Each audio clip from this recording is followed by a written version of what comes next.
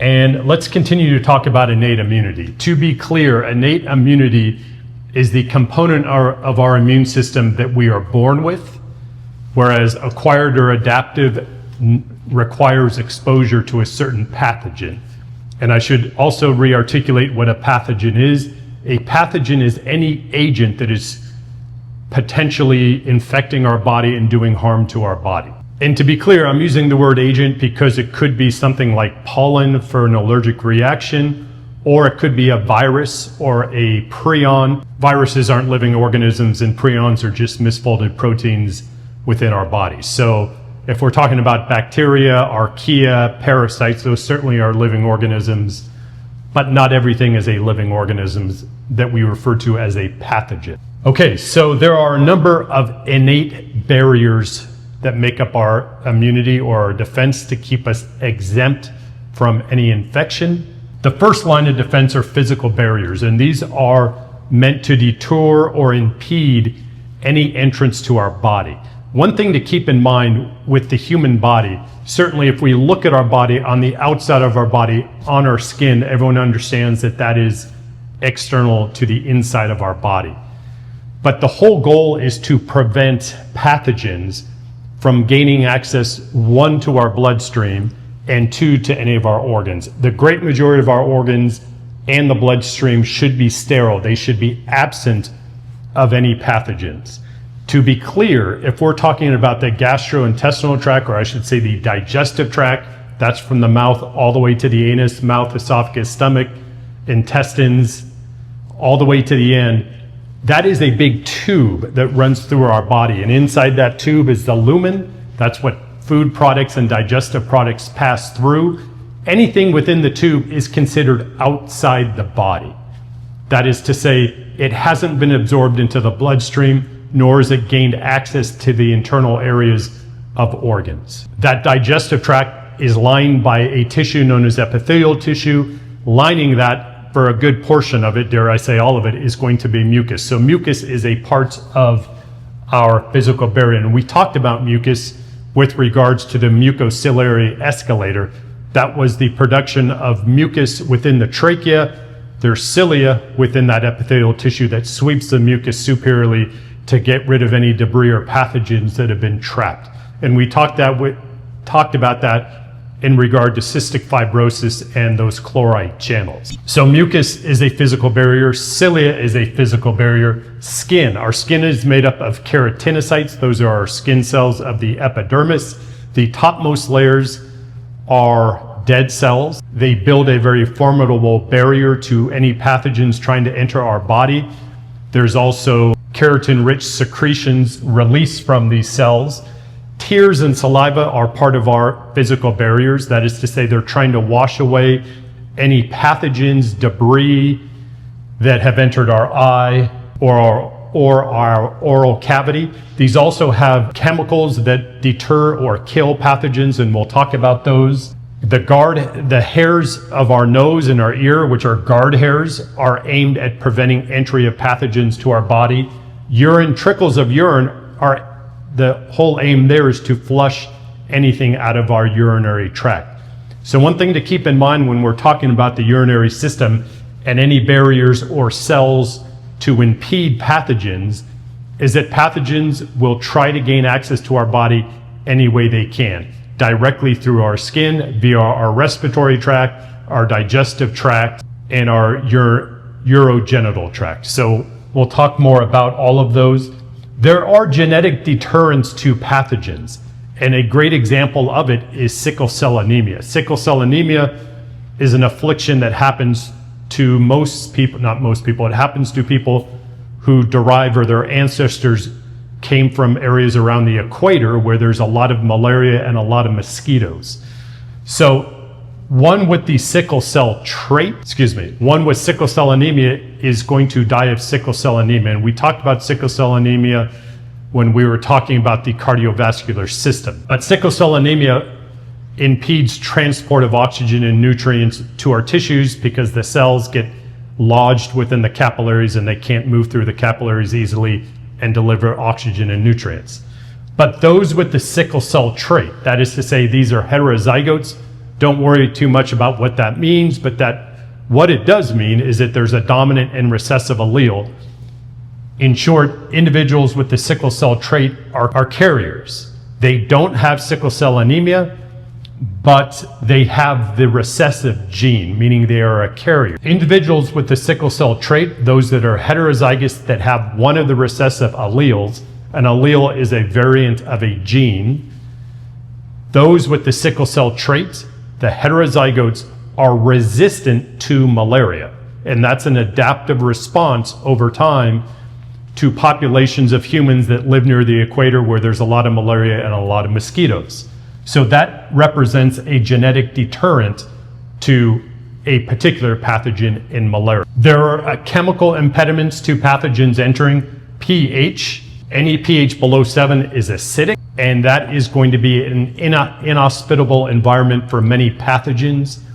Our stomach, the gastric juices of our stomach have a very low pH, so low that if you were to pour it on your skin, it would burn your skin. The vaginal canal has a low pH. So there's a lot of fluids and chemicals released to deter pathogens. Lysozymes and defensins are chemicals aimed at killing or at least blocking the activity of pathogens, specifically bacteria. Lysozymes break down the cell wall of bacteria, specifically the peptidoglycan layer, and defensins disrupt the plasma membrane of bacteria. So these are non-specific chemicals. Most of these things are non-specific. The only thing that is not non-specific is the sickle cell trait, because that is specific to malaria. But everything else here is very non-specific, and I'll get to what I mean by non-specific in more detail. But in short, it's not focusing on one particular pathogen. It's not focusing directly on COVID, or directly on smallpox, or directly on influenza, or directly on the rabies virus. These are general adaptations to deter or prevent pathogens from gaining access to our body. And if they do, there's mechanisms to actually weaken these pathogens or eliminate them from the body.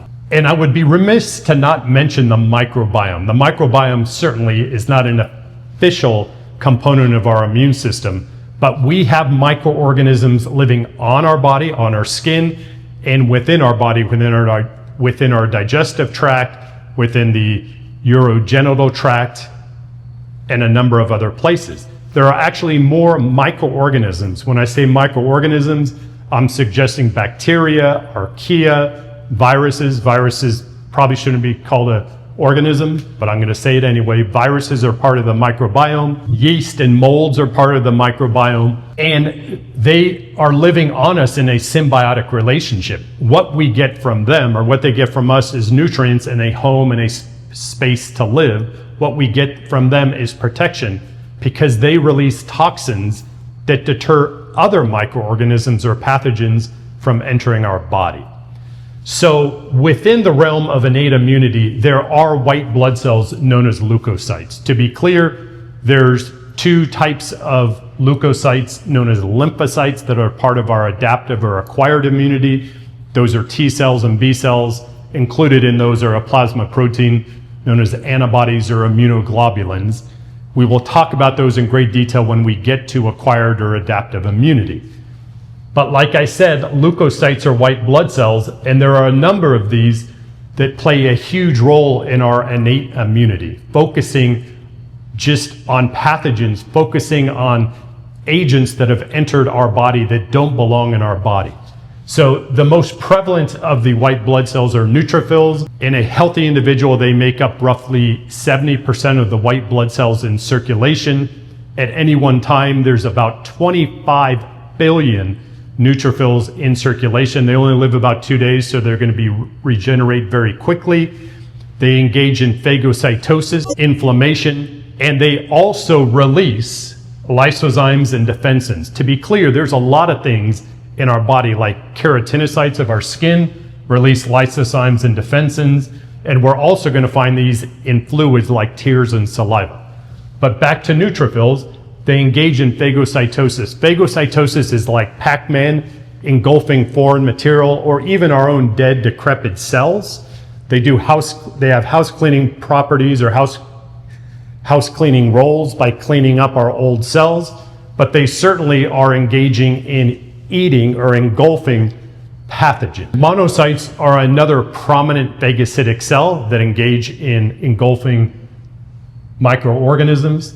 They are also what we refer to as antigen presenting cells, and these are going to be the focus of acquired and adaptive immunity. So I just highlighted one thing. There is some overlap between cells that are in the innate component of our immunity and the adaptive or acquired part of our immunity. So macrophages, while I'm telling you now they're part of our innate immune system, they are also antigen presenting cells. They will highlight pathogens for destruction by our T cells or B cells. Basophils and mast cells, well, I guess I should back up. Monocytes and macrophages are essentially the same thing. Monocytes are the phagocytic cells that are traveling through the bloodstream, and macrophages reside within our tissues. To be clear, we have blood traveling through the body. Anything outside of our blood vessels are the tissues. So there's interstitial space outside of the blood vessels, and then interspersed within the interstitial space are cells. Sometimes those cells are tightly packed together and there's very little interstitial space. Other times they're quite spread apart. Monocytes, once again, are circulating in the blood, and macrophages are essentially monocytes that are residing directly in the tissues, surveilling the area, waiting for any invasion from pathogens. Basophils and mast cells are similar in the sense that basophils are circulating through the blood and mast cells are residents of our tissues. They release chemokine. A chemokine is really a subset of a cytokine, which is really what I was describing. They're activating all bunch of cells in metabolic activity to eliminate pathogens from our body. Chemokines are a type of cytokine that is attracting other white blood cells to the area to fight any sort of infection. Basophils and mast cells also get activated when there's some sort of parasitic infection like helminths or worms. And basophils and mast cells release histamines, which we'll talk about in a moment when we get into detail on the components or the process of inflammation. But in short, histamines cause vasodilation. They cause blood vessels to get much larger. When a blood vessel gets larger, that's increasing the size of a container. We've talked about the cardiovascular system. So when a container gets larger, when a blood vessel gets larger or vasodilates, the pressure in that vessel decreases. And the whole purpose of that is if the pressure is decreasing, we're going to increase blood flow to that area. By increasing blood flow to the area, we're going to get more white blood cells going to the area of infection. Eosinophils also fight parasites, and they're involved in allergic reactions. So I've mentioned a number of times already that innate immunity really involves non-specificity. It is not specific to any pathogen, but certainly our immune cells that we've just talked about need to be able to recognize that something is foreign. And I focused on the cells because things like our skin or the pH doesn't need to recognize anything because it's always there. But our white blood cells need to be alerted or activated when something foreign is in our body. And they are activated, or they recognize, I should say, molecular features on foreign agents, whether that's a bacteria, a virus, fragments, or toxins. They're recognizing molecular patterns that don't belong in our body. To be clear, our cells have surface proteins and receptors that identify our cells as our own, that should not be attacked by our white blood cells, which do at times during autoimmune diseases, but we'll get to those. But these irregular signaling proteins or molecules on the surface of pathogens are referred to as pathogen-associated molecular patterns, otherwise known as PAMPs or PAMPs. So our white blood cells are recognizing these cells as foreign because of these pathogen-associated molecular patterns. So let's start talking about inflammation. Inflammation is a huge component of our innate immunity. It is a huge component in blocking, eliminating any pathogens that have entered our body and repairing our tissues that have become infected. So once again, The goal is to eradicate any pathogens that have entered our body. I should say the goal of inflammation is threefold, and you could maybe make a longer list of this, but we're simplifying it. Eradicate or eliminate whatever pathogen has entered the body. That's really going to be achieved by any of these white blood cells we just talked about, otherwise known as leukocytes. Another part of inflammation is to block the spread of that infection, and that's achieved via a process known as the wall-off effect. Inflammation, a huge component of inflammation is to mobilize and attract other white blood cells to the area of infection. That's achieved via cytokines and chemokines. Chemotaxis is a process of signaling other white blood cells to the area of infection. And then certainly the tissue may need to be repaired if the pathogen did enough damage. So let's take a closer look how inflammation proceeds. Okay, so right here we've got a foot. This is a right foot. That's a right big toe that's infected. It's swollen. And we'll use this as an example of what's happening. To be clear, throughout the body, we have blood vessels distributing blood, nutrients, and gases to our tissues via the arterial system. Arteries turn into smaller arteries, which are known as arterioles, that give rise to capillaries. Capillaries are very small, fragile blood vessels where gas exchange occurs and nutrient exchange occurs. We've talked about that when we talked about the cardiovascular system. And departing the capillary bed are small veins known as venules. Venules eventually turn into veins and return back to the heart. So in this image, the heart would be up here and arriving to the tissues, and the tissues are going to be the tissues of the foot or the big toe in this example. So we have blood coming via this arterial to the capillary bed, which has pores in it, so there's some degree of permeability for things to exit the capillary bed and then the venule leaving. So the process of inflammation is fairly complex, but it's going to start out with the release of C-reactive proteins, otherwise known as CRPs. CRPs are synthesized and released from the liver, and it is actually cytokines that are released from macrophages and cells within our body like endothelial cells, which are the cells that line our blood vessels. Endothelial cells and macrophages signal the liver to release C-reactive proteins.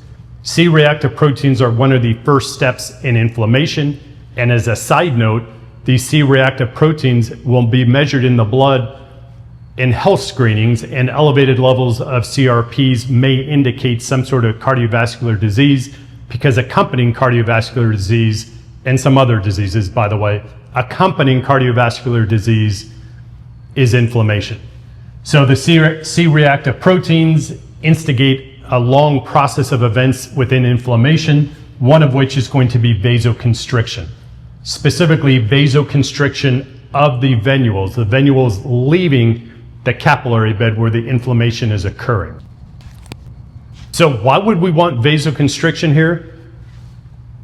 When you vasoconstrict a blood vessel, you are increasing the pressure. And if you increase that pressure enough, then blood flow cannot proceed past that area.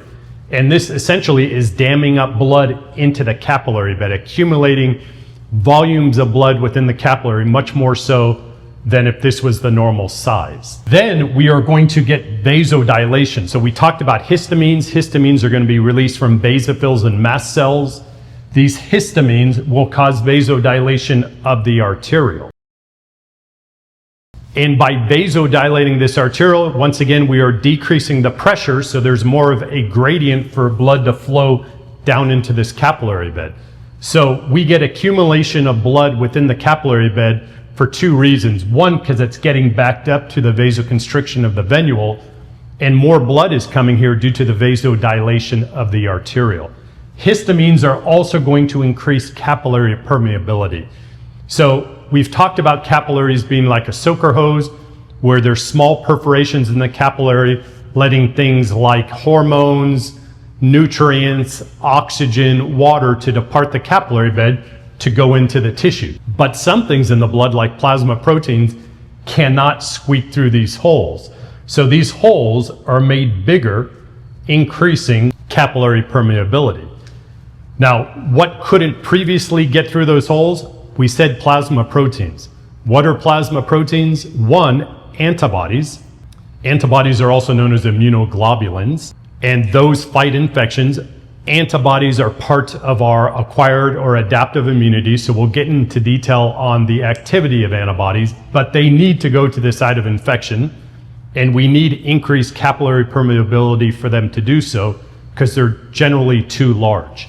There's another plasma protein that tends to squeak out due to the increased capillary permeability, and that's fibrinogen. Fibrinogen is an inactive plasma protein that is involved in hemostasis or the cessation of a bleed. If there's some sort of laceration or bleed in the body, there needs to be a blood clot that is formed, and that is initiated by this inactive plasma protein fibrinogen.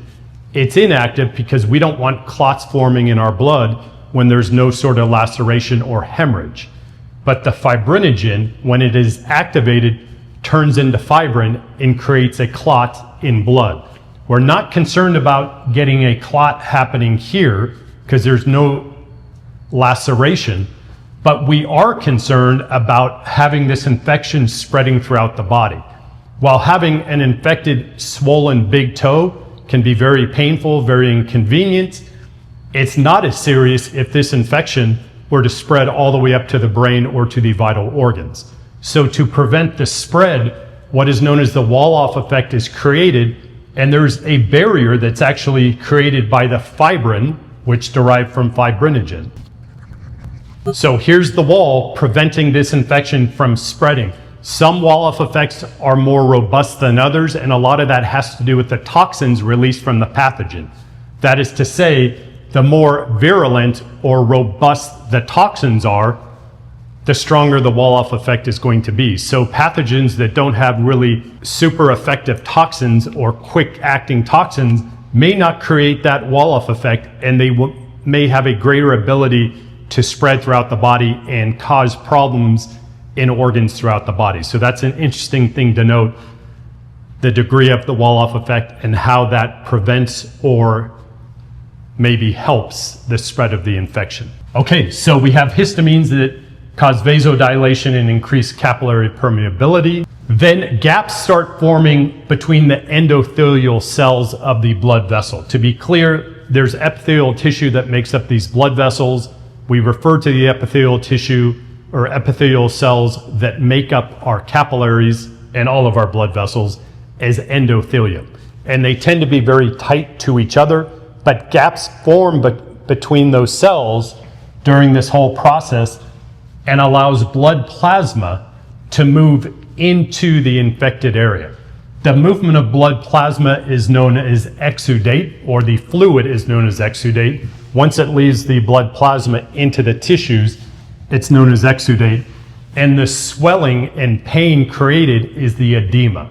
So the swelling is the edema, or inflammation, that is caused by exudate. And let's see if I can pronounce this term, edematous exudate. That is to say, edema and the exudate combined has plasma proteins and white blood cells in it. So the exudate leaving the circulation is carrying plasma proteins, among others antibodies and fibrinogen, which gets converted to fibrin, and a whole host of white blood cells. We would love to have neutrophils showing up, monocytes showing up, macrophages were probably already there because they're residing in the tissues.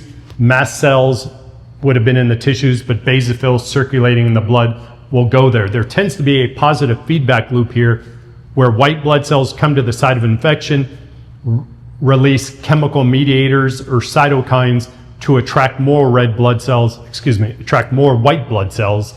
to the area to fight the infection. Chemotaxis, once again, is the process of attracting other white blood cells to the infection so they can do their work. It's like throwing out a bunch of breadcrumbs to attract the white blood cells to the area that we need them to do work. And once again, the wall-off effect is there to prevent the spread of infection. So that's another good intro into our innate immunity.